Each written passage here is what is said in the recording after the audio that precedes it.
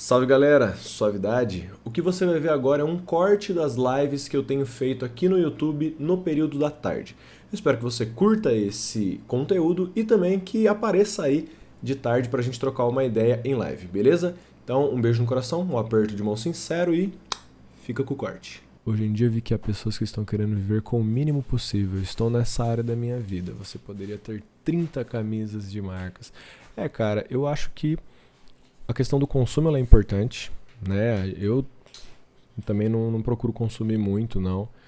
Gosto dessa ideia de minimalismo, né? De quanto menos coisa, melhor. Enfim, de prezar por ter aquilo que você de fato vai utilizar e etc.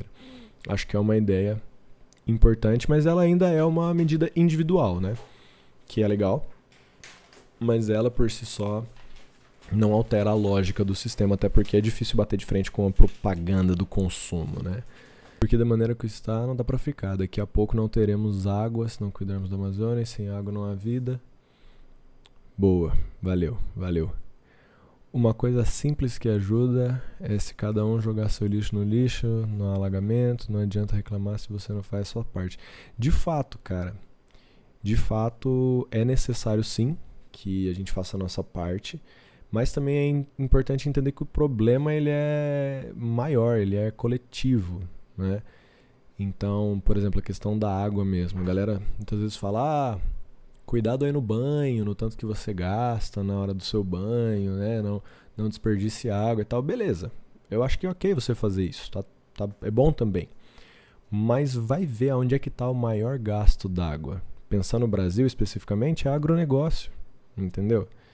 E aí são magnatas, donos de terras infinitas, né, de grandes latifúndios que foram herdados aí de gerações e gerações, que você for voltando, vai lá para as capitanias hereditárias, para a invasão portuguesa. E é essa galera, entendeu? No final das contas, que faz o grande problema ambiental. Não é a gente, o pequeno, sabe, o consumidor que tá, sei lá, tomando um banho de um pouco mais longo.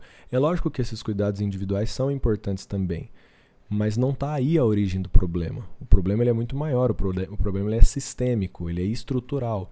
Está na lógica de como a gente produz as coisas.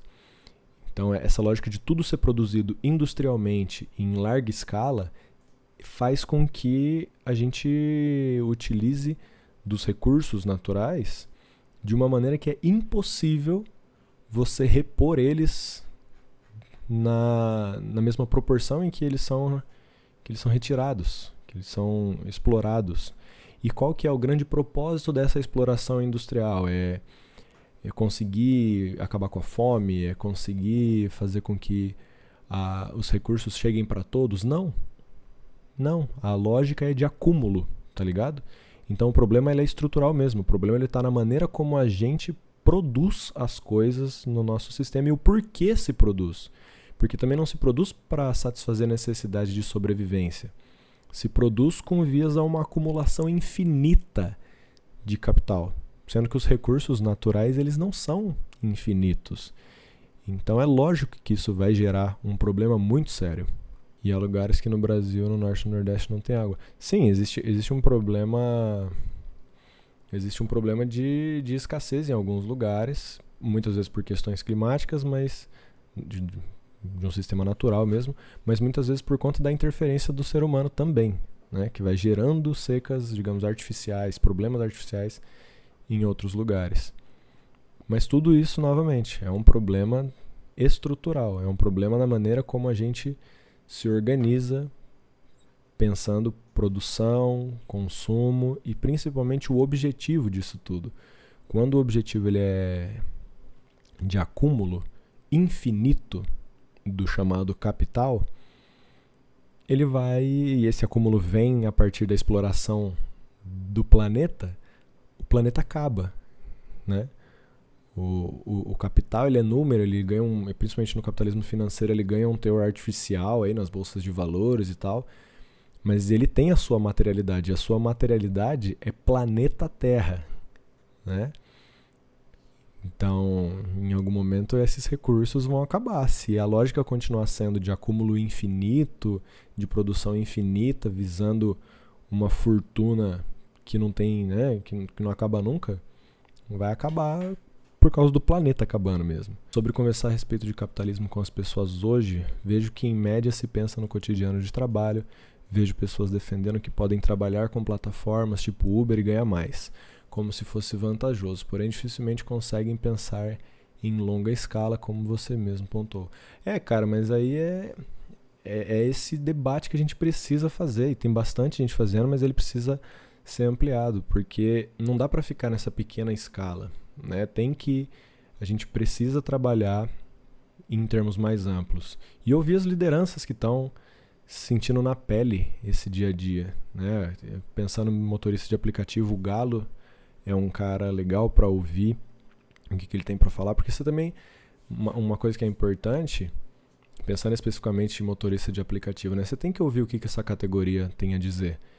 Né? Tudo bem que existem aí teóricos do mundo do trabalho, galera que estuda e tal, só que você não tem como você impor o seu olhar, né? Tem que ser justamente uma coisa construída em coletivo, e nesse coletivo a galera que está ali vivendo dia a dia precisa estar dentro do debate.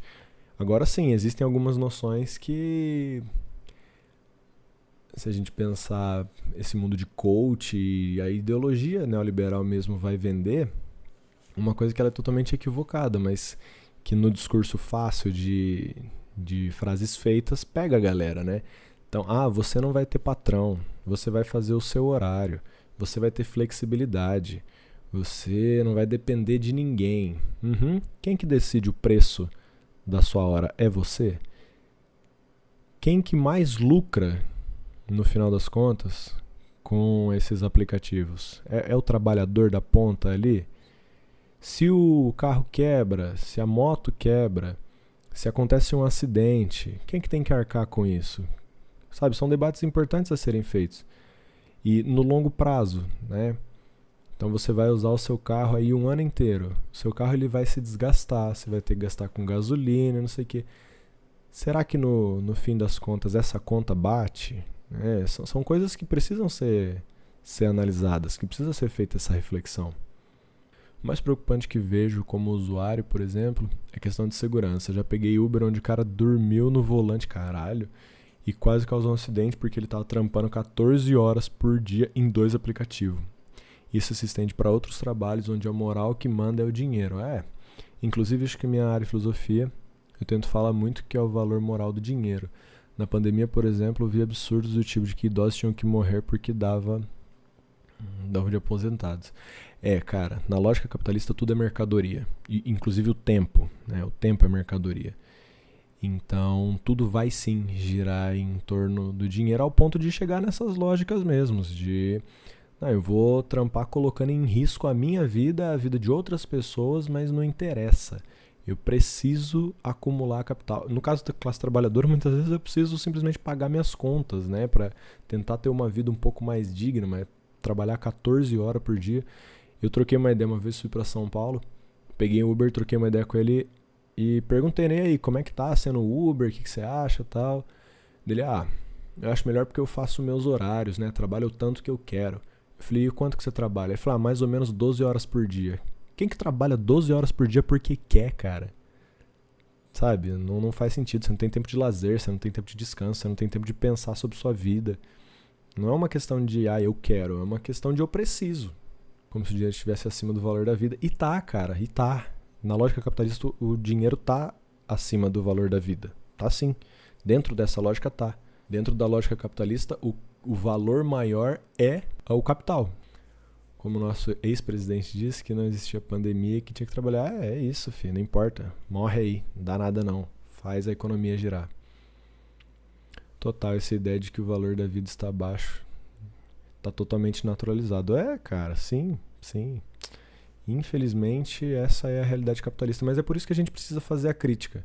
É por isso que a gente precisa debater, é por isso que a gente precisa se organizar para criar mecanismos de expor a contradição. E esse texto que a gente viu aqui do princípio anticapitalista da aula de história vai nesse sentido, de mostrar que existem outras formas de se organizar enquanto sociedade humana, de entender que não precisa necessariamente ser esse modelo onde todo mundo é visto como uma mercadoria trabalhando a favor do acúmulo de capital de poucos e da escassez do mundo, sabe? De exaurir os recursos naturais. A gente tem que ir nesse caminho. É a única maneira que eu vejo, pelo menos, né? Ou dialogar ou ignorar. É por aí mesmo, cara. É por aí mesmo.